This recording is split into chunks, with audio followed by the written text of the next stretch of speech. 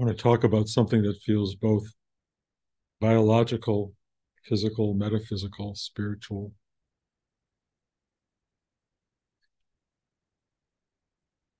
And it's a kind of an odd subject, but one I've been gravitating toward.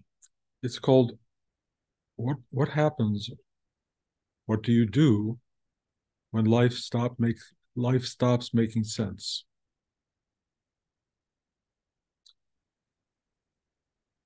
It's kind of something that can happen to people, particularly in old age. There's this idea of losing your mind. It can happen, I suppose, at any time. But then there's the reality of a spiritual, metaphysical process, meditative practice, where you don't lose your mind, you step away from it, or you let it go, or you don't let it be the constant defining mechanism that helps you navigate the world. That something else comes into play, which, in a sense, knows how to navigate, knows how to take the next step. It isn't necessarily mind centric. It's not created by thought.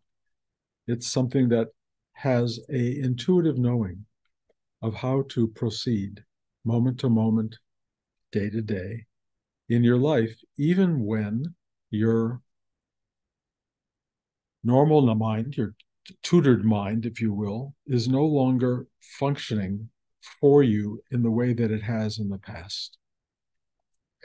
Each of us has learned about life from a number of uh, instructors, starting with our parents, our siblings, our relatives, school, experience in the world, others, our own mind conjuring elements and putting them together in order that we can function well in life. And we're all working at that, have been from day one. But the mind really is an assembly of instructions, learned behaviors that come as you start to participate in the world as you see it and know it. You begin by being rather wide eyed, kind of, you look at the world, and in the beginning, it makes no sense. It's pretty amazing and wondrous, and you have all sorts of reactions to it. One of them is awe, profound curiosity, fear, annoyance, excitement. All of these things are starting to be generated in your material form, and you start to weave together this person that you are now unbelievably attached to. And this person is full of information that you have fed it that helps to guide it through the process, sometimes effectively, sometimes not. Some people have a better mind, a more cognitive capacity to witness all of this and make sense of it. Other people stumble around through their daily journey and have very little guidance and a lot of emotionality in their lives and a lot of people who don't know what to tell them. So we all become very, very complex and very different entities. There are certain what we call universals, and the universals are things that we witness, things like day and night, happy, sad, good and evil. These constants that are there enough that we kind of all share them. And so when I think of something that's good, I have my own perception of what that is. And each of you does too. Something that makes you happy, it can be a million different stimuli that make you this or that. And we weave all those into the personality we become. And the biggest problem really is how much belief we put into it. This is real because I experience it through my mind. My mind is creating on a daily basis the reality of your existence. Daily basis, maybe even too big a statement, maybe moment to moment to moment. It is creating this, and it's filtering it into the system that you have manifested for yourself in order to function in this space we call life that has such unbelievable dynamism in it. And we each think in our own limited way that we know what it is. We know predictability. We probably will go to bed and we'll wake up in the morning. The sun will probably rise because it has every other day. There will be food on the table because we have provided for that. And there is a kind of certainty. But at the core of all of this, obviously, is what many teachers refer to as mystery. Some of us have religious teaching that takes care of that. It says, well, here's what it's all about. There's God, God created the Word spoke, and it became the world, and we are here, and we're in a place of manifestation from a God form, and that God form is giving us life, and it's going to judge our lives, and we're going to go to heaven, or we're going to go to hell, or we're going to go into a Buddhistic state of surrender and deeper understanding where we don't have to have a belief system. We can just know and feel and experience. There are so many variables, but every one of them ultimately is processed by this. So, what happens when this stops putting it together, where you stop making sense of the world? If you're on a quote unquote spiritual journey, you're kind of assisting that process. You're sort of helping the world fall away. You're helping yourself see through fewer lenses more clearly what is going on. But what happens when you go deeper and deeper into that clarity is that less and less comes into focus. The things you have accepted or believed to be real and true are no longer anything but lessons you've been taught by experience, by life, by your family, by your relatives, your friends, and your teachers. But there comes a moment where you go, really? Really? This is it? And you start to feel it's just a belief system. You believe this. You believe it because you've been told, and because out of experience, you've woven it together into the truth. As far as I can tell, forgive me if this is projecting more, can I call it, sense into a world of no sense. But as far as I can tell, the journey we're on spiritually, if you will, internally, is the letting go, the surrender, the asking to be free of all construct, if you will, and to discover what's still there. And at some point, that's very challenging because you start to find certain things that people told you, your teachers, Rudy, the Bhagavad Gita, the Bible, whatever, have told you these certain things that you have laid as foundational truths. This is really how it is. This is really, that's what it is. The mystery kind of allows itself to refine itself into some higher teaching.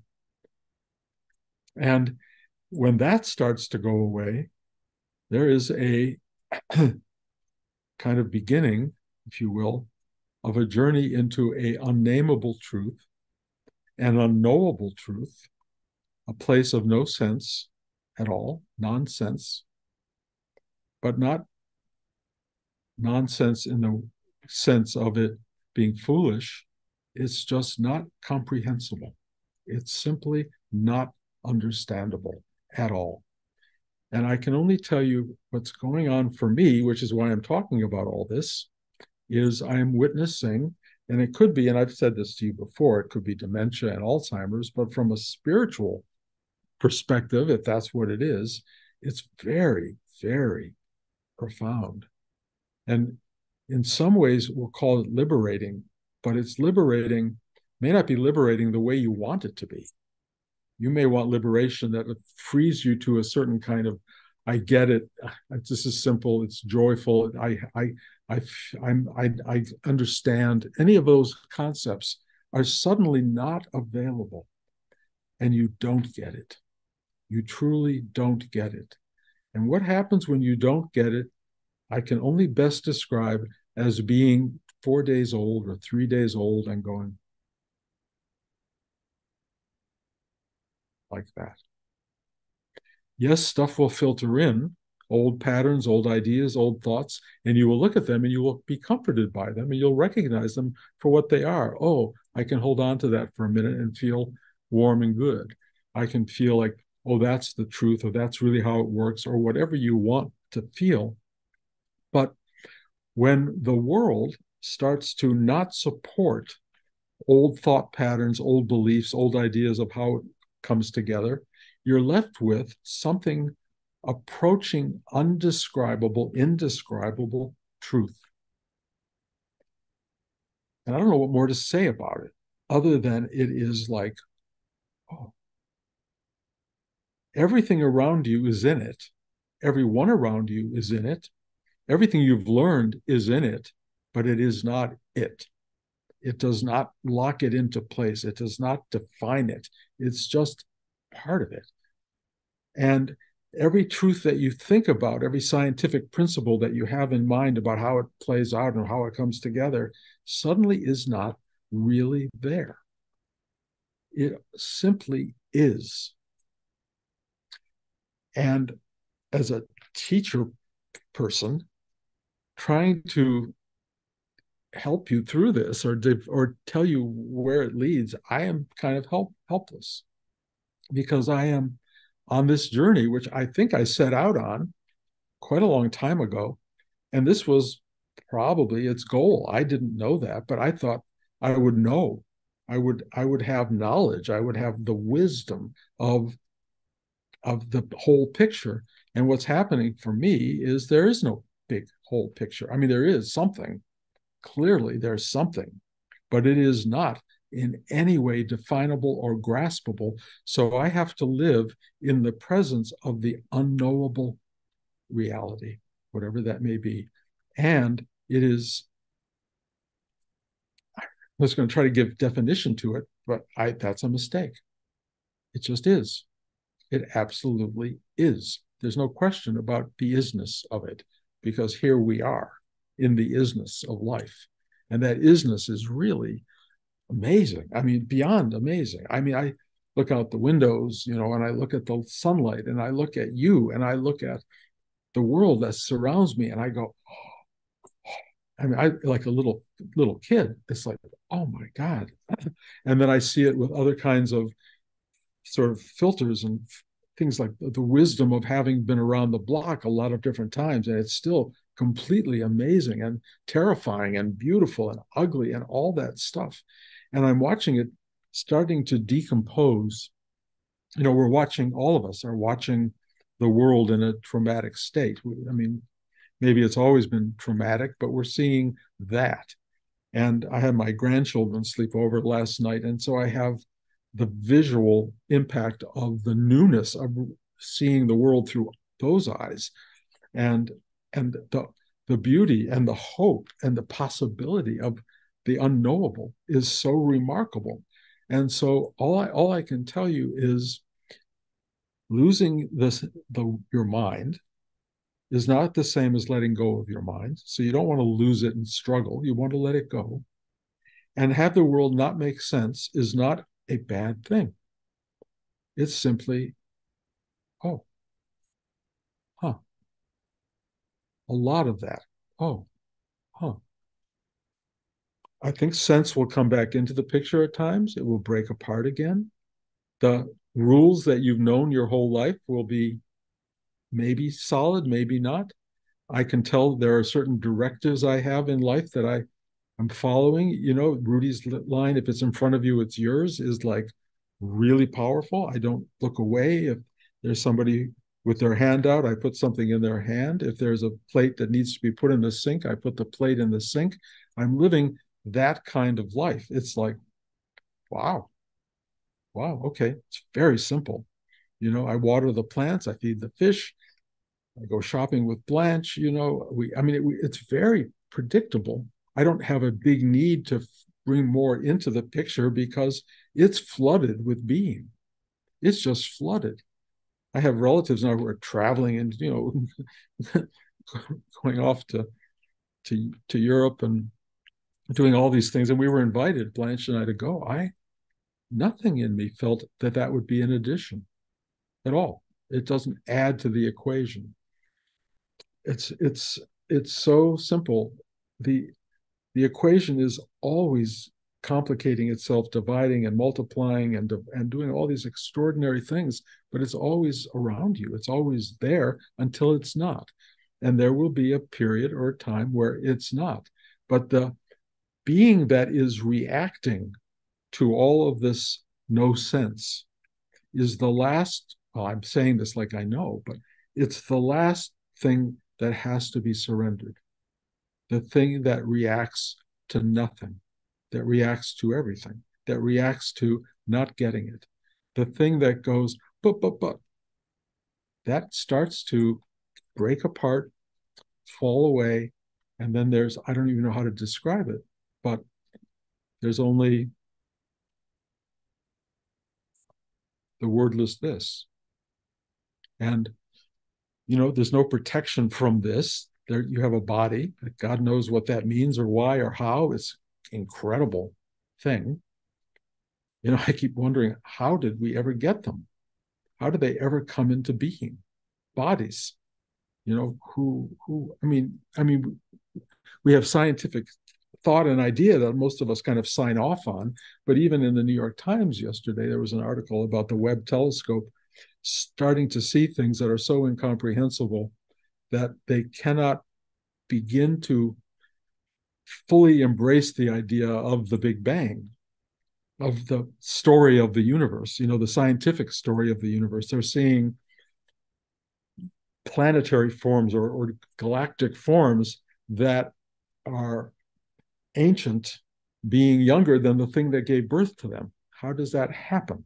And I don't want to get too scientific here, but I just find it really interesting that scientists are going,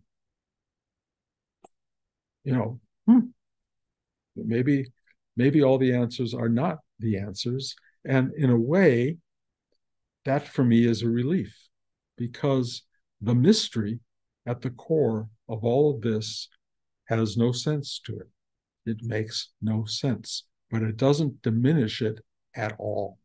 It's just we have to relate to it or find it differently, which includes seeing it through the eyes of an infant. But let me also say, in no way does it dismiss the fact that you were born, have a body, went to school, had a life, got married or didn't get married, and have children or don't have children. None of that is discarded in this. None of it. It's all part of the entirety of what's happening, but don't let it make sense, because it's just this. It's just this. So if I've confused you, that's fine, because there's no making sense of what I'm saying. But maybe something is getting communicated that is a little bit not of the mind, not of the cognitive sense, but just something that goes, that's enough. And that the big is kind of beyond. It's just beyond. And so here we are, all of us on this kind of journey together, this spiritual journey to whatever it is you think you were heading toward. I can only tell you the thing it's taking me to, which I think I was prepared for in a way, is the taking away of all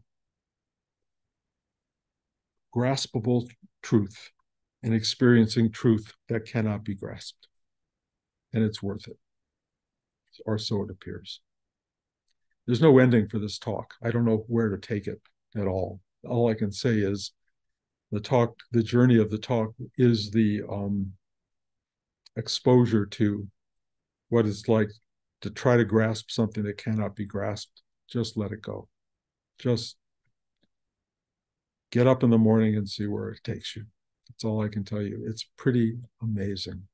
It really is amazing. And the less you know, and the less you put it into a pocket of some kind, the more you just let it be, the more you just expose yourself, the more you just walk around in a state of not knowing and awe,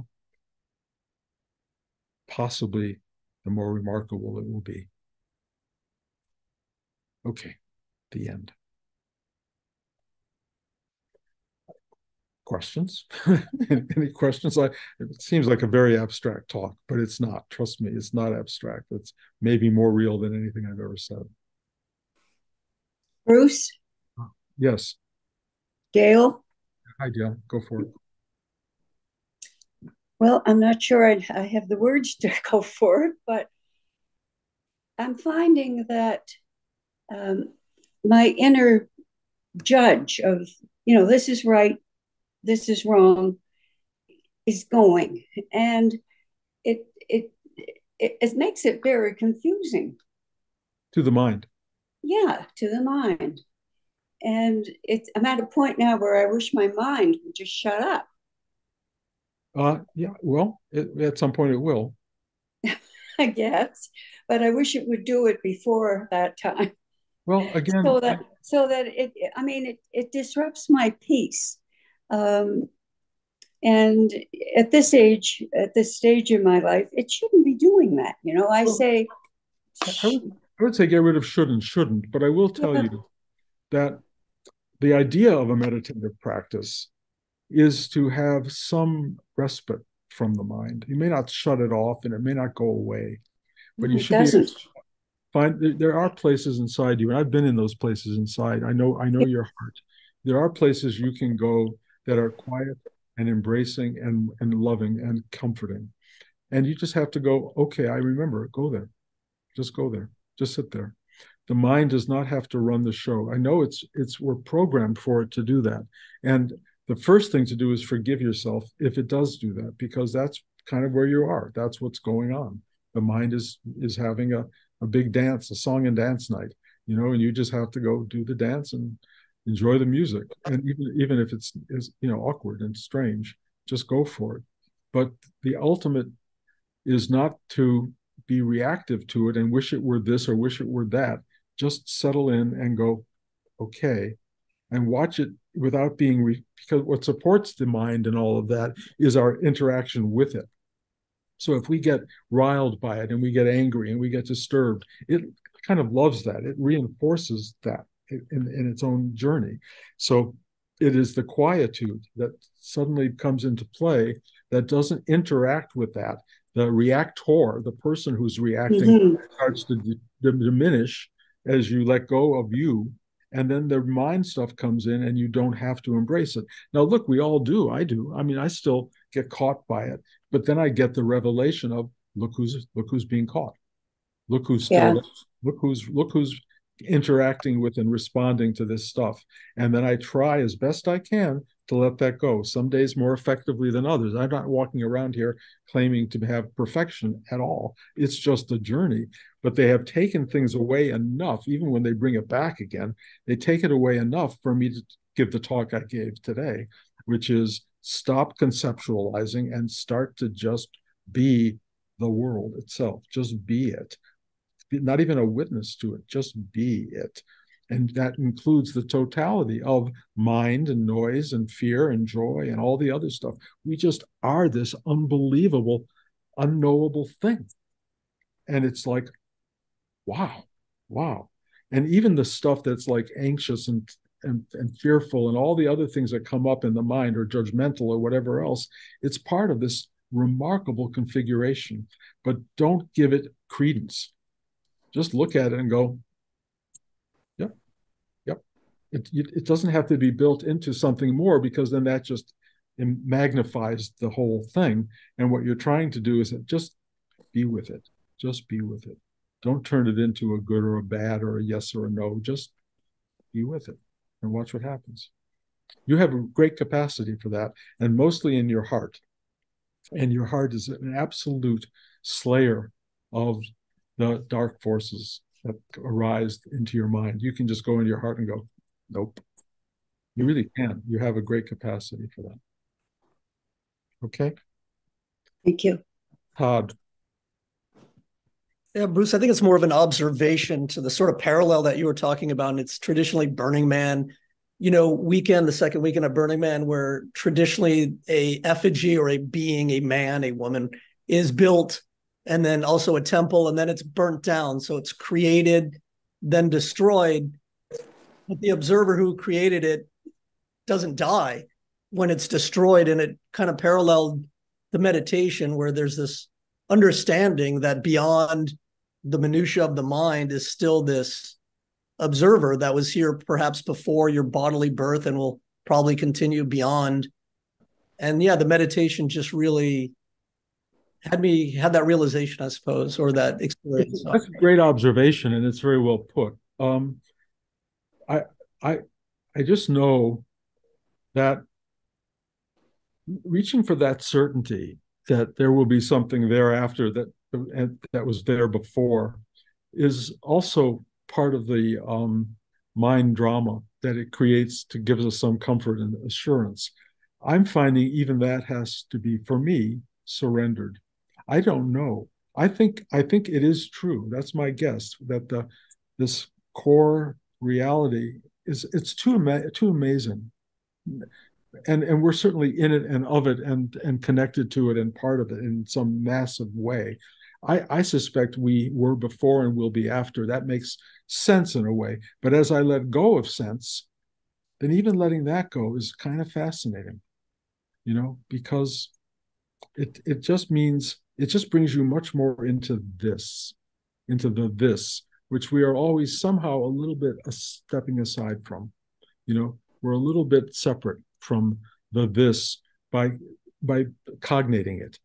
So I'm not trying to sell a bill of goods here because I may be full of shit, and who knows where all this really goes. But I will tell you the emptying out of self and of sense and of separateness and of all this stuff is a very, very interesting journey. And I do think there is some kind of knowing, what maybe wisdom, that comes from doing that may in the end know exactly what you just said, that there may be a survivor of all of this, or a thing that we are the very thing itself, the creation itself, which I think probably is true. It feels that way, but I don't want it to be put in my mind like I get it, because that limits it. It's not gettable or limited in that way. It is too massive. And if you can walk around in the awe of that, I think you will be an emanation of something that the world needs. Story value, but that's what I feel. And I see it in all of you. I see all of you becoming more and more and more of that. You will just walk into the world and you will be needed by the world because of the evolving wisdom, simplicity, not holding on to judgment, not holding on to this is how it is, but freedom to be that may be liberating for others around you. And that could be beautiful.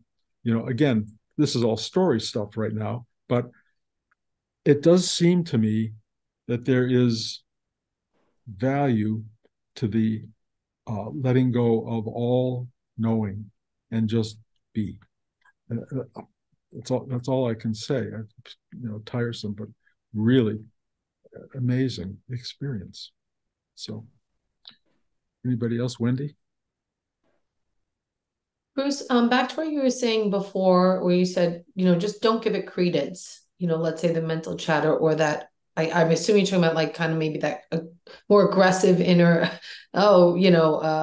warring within oneself. But if you could speak a little more to, so what the discernment between what we're giving credence to, what we're not giving credence to inwardly, if that makes sense. No, didn't make sense. I'm not sure how to answer that. Can you rephrase it, or should I? Yeah, sure. So like what the sense I got was you were saying, if the mind starts going and seems to like take over or be very loud, like don't give it credence. There's a lot happening inside, like just so much at every second, inner and outer. So I was just wanting to hear, or maybe even just get a transmission on a deeper level of what not to give credence to, like what are the markers of what not to get, and what to give credence to. It's just the That's just idea a of question. just breaking it down like that creates the problem, because there's you trying to create structure around non-structure. What do I hold on to? What do I let go of? What do I do? Who's the I that is trying to do that, and why is it trying to do that, and what is it getting out of that?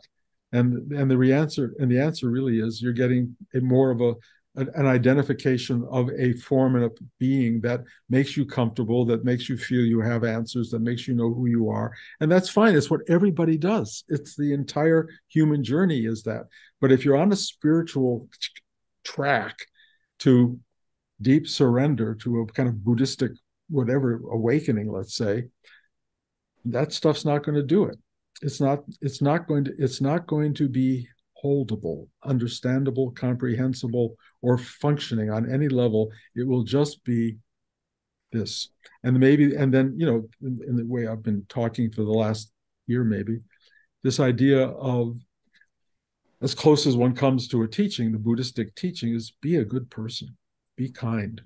That really does. If I'm going to have to boil this down into anything, that would be the directive that I would give, and make that the constant directive.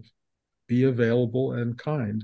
Don't create tension. Don't create drama. Don't create, hostility. Don't create all the things that make life so burdensome. Get rid of the burden. Get light and get enlightened. And that's the way. That's the path we're all on if you want to be on it. Some people, you can look around, when you walk around the street or go outside, you can see a lot of people are not on that journey. They're not looking for enlightenment. They're not looking for a way to free themselves of all of this stuff. If anything, they're building it into bigger and bigger structures, and those structures are all going to crumble. And as they crumble, they're not going to be crumbling with a lot of singing and dancing and joy. That the crumbling for most people is pretty catastrophic. You want to try for yourself to seek catastrophic life as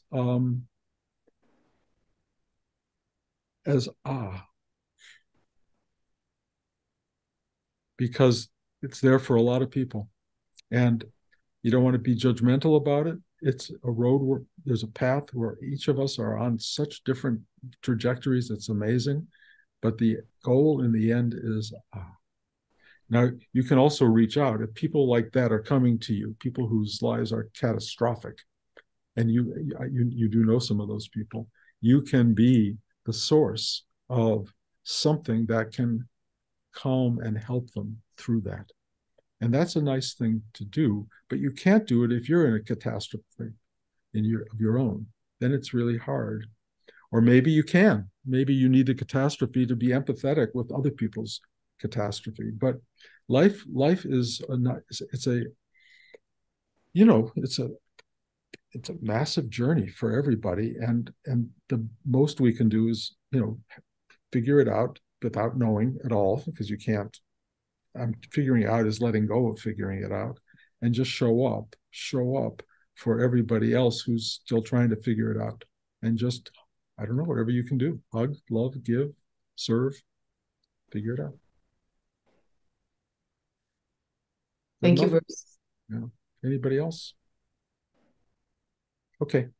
Well, my love to you all. Thank you.